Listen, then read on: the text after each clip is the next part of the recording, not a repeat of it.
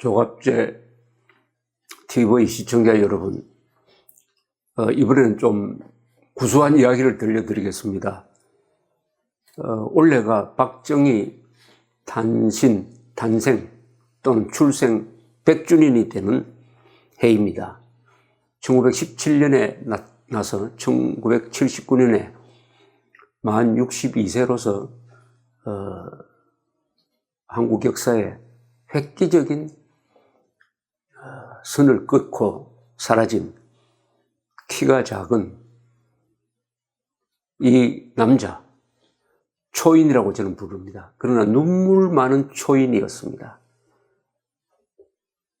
한국 사람들이 가지고 있는 한과 희망, 이런 것을 자기 것으로 만들어가지고 자신의 한풀이를 한 것이 아니라 민족 전체의 한풀이를 통해서 가난을 이기고 세계 속에서 떳떳하게 설 수 있는 나라를 만들고 간 이 사람의 일대기를 시대순으로 말씀드리고 있습니다. 첫 번째는 출생의 비밀, 두 번째는 대구사범학교 다닐 때 꼴찌였다는 것, 이 세 번째는 박정희의 교사 시절 이야기를 좀 하려고 합니다. 교사 시절, 문경 공립보통학교, 요새 국민학교 또는 초등학교로 볼 수 있겠습니다. 여기서 1937년부터 1940년까지 3년간 교사로 근무를 했습니다. 대구 사범을 졸업하고, 그때 이분의 나이가 20살이었습니다. 장가를 갔습니다. 김호남이라는 분과 학교 다닐 때 결혼을 했어요. 거기 딸도 있었습니다. 따님이 지금 살아계십니다. 박재옥 씨라고. 박근혜 씨는 흔히 잘못 알려지는 보도에 보면 큰딸 이렇게 나오는데 큰딸이 아니죠. 첫 부인한테서 난 첫딸이 박재옥 씨입니다. 살아계십니다. 아주 기품이 있으신 분입니다. 많이 안 알려져 있죠. 거의 안 알려져 있죠. 그래서 부인도 있고 딸도 있는데 마치 총각처럼 부임을 해가지고 하숙을 했습니다. 하숙. 그리고 고향에도 잘 가지 않았어요. 그때부터 이분이 이 결혼 생활에 별로 이렇게 애정이 좀 없었던 것 같습니다. 그런데 학생들은 총각 선생으로 알았습니다. 박정희를. 이 3년 동안의 박정희의 이 모습에 대해서는 사람들이 별 관심이 없는 것은 이렇게 선입감을 가집니다. 여기서 3년 동안 일하다가 이제 만주국의 사관학교죠. 사관학교 시험에 합격돼서 군인의 길로 갑니다만은, 그러니까 아마도 선생이 하기 싫었겠지.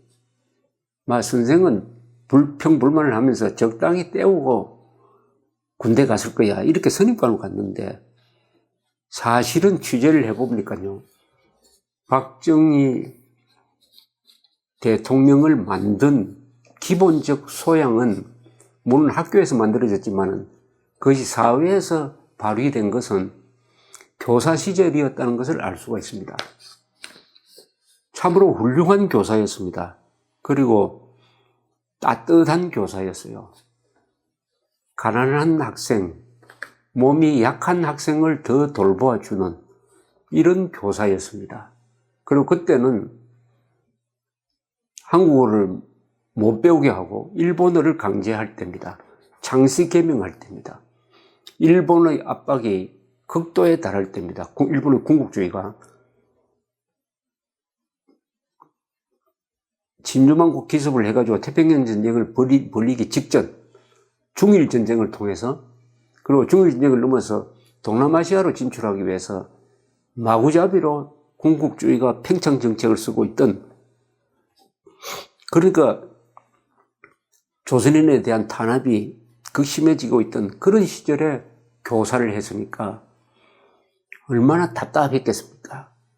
그러면서도 불만이 많았고 반발심도 생겼고, 그 가운데서 박정희 교사는 학생들한테 민족 혼을 불어넣기 위해서 비밀리에 문 닫아 걸고 이순신 이야기도 가르치고 한글도 가르치고 했던 민족혼이 살아있는 교사였다는 것을 알게 되었습니다. 이때 제자로서 배웠던 사람들 몇 분은 지금도 살아 계십니다.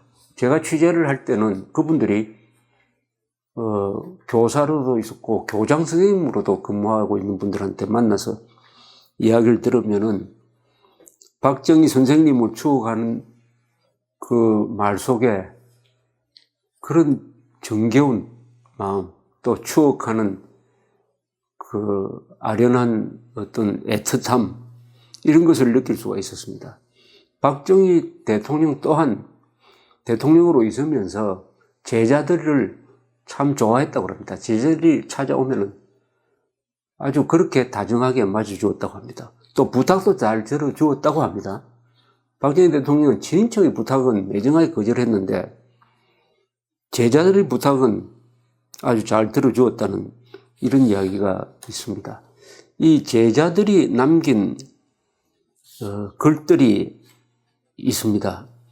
그 중에서 정순옥 박정희 선생이 아주 아꼈던 여성분입니다. 정순옥이란 분의 회상기가 있습니다. 이 회상기를 제가 조금 한번 읽어드리겠습니다. 박정희 교사를 추억하는 회상기입니다. 글이라 하기엔 부끄럽습니다만 20년 전 은사로 모셨던 선생님을 지금 이 나라 영도자로 모시게 되니 기쁨과 두려움을 금할 길 없어 어린 시절 제자로 돌아가서 기쁘고 슬펐던 추억을 몇 가지 더듬어 보겠습니다. 선생님께서 저희 학교에 부임하셨을 때 저는 소학교 4학년이었습니다. 어느 일요일 동무들 몇 명이 저희 집을 찾아와 새로 오신 선생님께 가보자고 하기에 선생님 하숙집을 찾아갔습니다. 어린 호기심에 선생님 방 안은 얼마나 장치가 잘 되어 있나 하고 방 안을 살펴보았습니다. 선생님 책상 위에 커다란 액자 하나가 걸려 있었습니다. 그 사진에 배가 불룩 나오고 앞가슴 양편에 단추가 주룩 달려있는 외국 사람이었습니다. 우리들은 저 사람이 누구냐고 물었습니다. 선생님은 영웅 나폴레옹이라면서 그의 전기를 자세히 이야기하여 주셨습니다. 여기 잠시 제가 박정희와 나폴레옹에 대해서 좀 말씀드리고 싶습니다. 박정희는 학교 다닐 때부터 이순신, 나폴레옹을 좋아했습니다. 그런데 나폴레옹을 좋아하다가 보니까 박정희는 나중에 그 생애를 되돌아보면 나폴레옹과 비슷한 생애를 살았다는 것을 알 수가 있습니다. 나폴레옹을 좋아하다가 나폴레옹과 같은 역할을 한 것 같아요. 우선 두 사람이 키가 작죠. 박정희는 164cm, 나폴레옹은 168cm였다고 합니다. 또 공통점이 있습니다. 두 사람 다 식민지에서 태어났어요. 박정희는 조선, 나폴레옹은 프랑스 식민지인 이탈리아 영토 코르시카에 섬에서 나왔습니다. 세 번째, 두 사람 다 포병장교였습니다. 포병장교는 머리가 좋다고 합니다. 포병장교. 두 사람 다 쿠데타를 한 경력이 있습니다. 쿠데타. 그리고 두 사람 다 그 나라의 기틀을 만드는 제도를 만들었습니다. 나폴레옹은 오늘날 프랑스를 만드는 법전이라든지 여러 가지 정치 제도를 만든 사람이죠. 또 두 사람은 말년이 그렇게 좋지 않았습니다.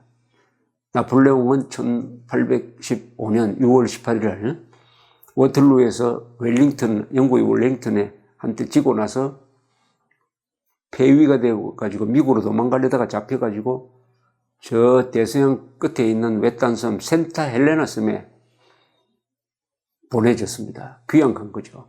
그래서 영국 군인들의 감시하에서 살다가 50대에 죽었습니다. 죽어서 비로소 시신이 돼서 파리로 돌아와서 지금 나폴레옹의 시신은 파리의 군사박물관 앵발리드라고 불리는 그 군사박물관에 안치되어 있습니다. 지금도 나폴레옹에 대한 평가를 물으면 반반이라고 합니다. 반은 독재자라고 한대요. 이승만, 박정희에 대한 평가도 이렇게 엇갈립니다. 위대한 일을 했지만은 그런 점에서도 참 비슷한 바가 있습니다. 또 하나가 있습니다. 이혼한 점이 같습니다. 비슷합니다. 이혼을 했습니다.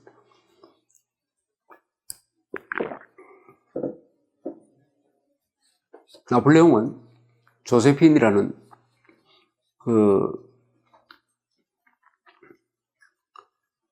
이미 결혼 경력이 있는 사람과 연애를 했다가 왕비까지 되었지만 나중에 정략적으로 이혼을 하고 오스트리아 황제의 딸인 마리 앙투아네트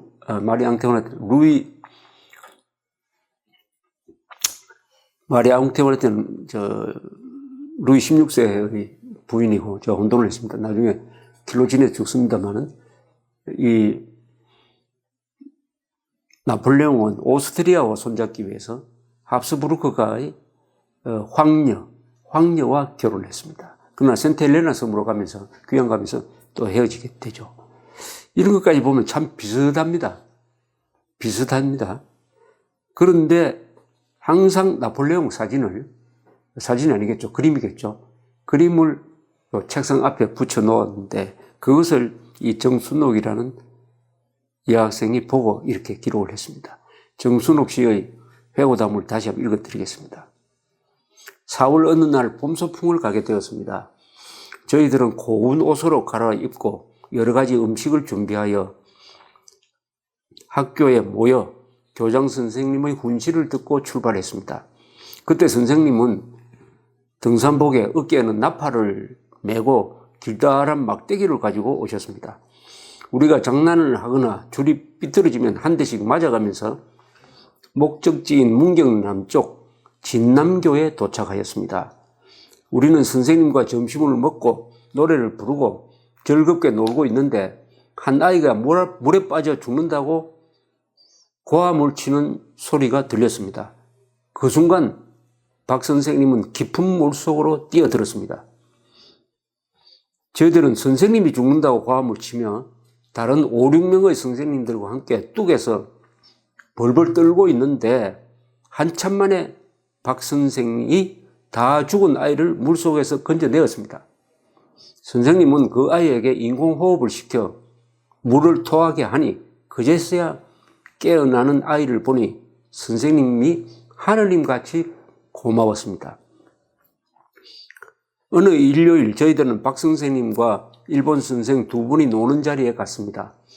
일본 선생 한 분이 말하기를 조선 여성은 예의가 없느니 젖가슴을 다 드러내고 물동이를 이고 다니느니 하고 우리나라 여성들의 흉을 보고 있었습니다.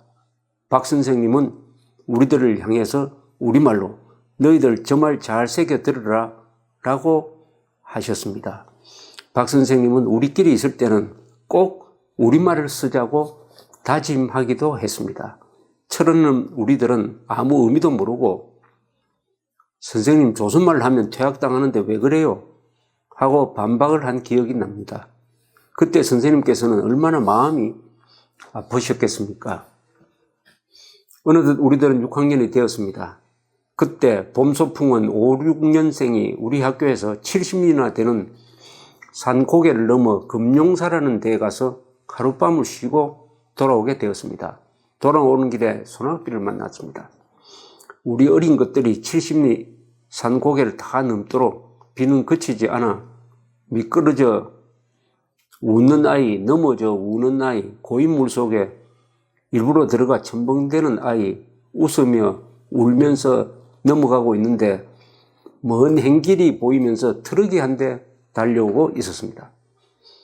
우리들은 인솔하는 선생님께 저 차를 잡아가지고 우리들을 태워달라고 졸랐습니다. 그런 사이 그 트럭은 우리 앞에 도착하였습니다. 그 차는 바로 박 선생님이 우리를 마중하려고 몰고 오신 차였습니다. 저희들은 물귀신처럼 되었지만 얼마나 반가웠는지 모릅니다. 선생님은 우리들을 차에 태워주시면서 추위에 떨고 있는 우리들에게 노래를 부르자고 하셨습니다. 그리고 가지고 오신 나팔을 부시면서 우리들에게 용기를 나게 하셨습니다. 서글펐던 소풍이 웃음과 즐거움으로 변하여 지금까지 기억에 생생합니다. 저희들이 졸업한 후 선생님은 학교를 떠나시게 되었습니다. 어느 날 동생 편에 박 선생님께서 학교를 그만두시고 떠나신다는 말을 듣고 너무나 섭섭하여 선생님을 뵈러 학교로 갔습니다. 선생님은 어디로 가신다는 말씀은 안 하시고 가서 편지를 해주겠다고만 말씀하셨습니다. 선생님은 또 너희들에게 꼭 마지막으로 부탁할 말은 공부 잘하여 씩씩하고 굳센 조선 여성이 되어달라는 것이다 라고 하셨습니다. 저희들은 선생님을 다시는 못 배울 줄 알고 울었습니다. 얼마 후 선생님께서는 저희들에게 편지를 보내주셨는데 봉투에 만주 공관학교라고 적혀 있었습니다. 선생님의 편지 구절에는 언제나 공부 잘하여 훌륭한 사람이 되어다오. 올해도 풍년이 되어 잘 살 수 있도록 기원한다는 말씀이 있었습니다. 이때 박정희 선생은 그 학교 언덕 밑에 있는 어떤 과부가 운영하는 하숙집에서 기거를 하고 있었습니다. 그 하숙집에 같이 하숙을 했던 분을 제가 20여 년 전에 찾아가서 박정희와 같이 하숙하면서 그분은 공부를 하고 있었습니다만은 이런저런 이야기를 들었는데 이분의 말 중에 아직도 기억에 남는 것은 막걸리를 그렇게 맛있게 즐겨서 먹었다는 겁니다. 박정희란 분 하면은 막걸리가 딱 생각이 납니다. 대통령이 되어서도 이 모내기 도와주러 가가지고 실제로 모내기를 하면서 쉴 때 수건을 목에 걸치고 이 막걸리 받아 마시는 그 유명한 장면이 있습니다. 그게 바로 박정희를 상징하는 가장 박정희다운 사진인데 이 교사 시절부터 이 술을 아주 그렇게 좋아를 했다고 합니다. 이 교사들 박정희에 대한 추억, 그 제자들 그리고 동료 또는 같이 교사를 했던 분들의 이야기를 모으면은 박정희는 대충 이런 이미지입니다. 교사 이미지. 아침마다 나팔 불고 청소에 철저한 사람. 운동과 병정놀이를 좋아하고 학생들과 잘 놀아주는 선생. 일본 사람들에게 얕보여서는 안 된다고 끊임없이 투지를 불어 넣어주던 분. 빈부 귀천을 가리지 않고 제자들을 사랑한 사람. 일본인들도 어려워한 대담한 배짱, 술을 좋아하는 교사, 가정 방문을 많이 하고 학부형들과 잘 어울렸던 사람, 나팔, 스파이크 달린 운동화, 목검으로 기억되는 사람, 그리고 교사로 만족할 분이 아니라는 느낌을 준 선생, 이런 이미지입니다. 그 제자 중에 한 분이 주영배 씨인데 이분은 그 뒤에 초등학교 교장을 지내신 분인데 이분의 그 회고담에서 이런 대목이 있습니다.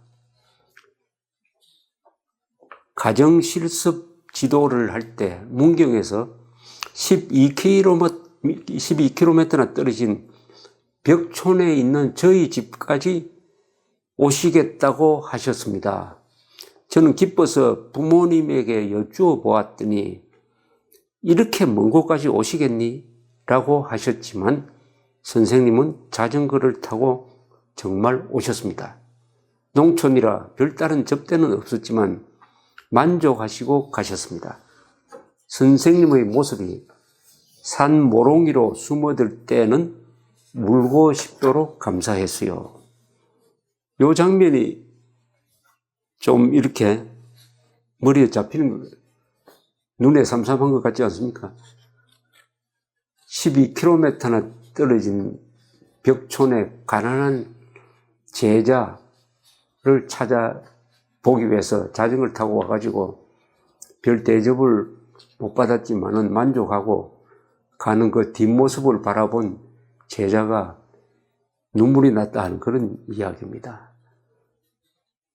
그런 마음으로 군인을 하고 혁명을 하고 이 나라를 18년 동안 통치를 하면서 가난에서 굴욕에서 우리 민족이 깨어나는 새로운 세상을 만든 그 마음이 교사 시절에 드디어 바깥으로 노출되기 시작을 했다.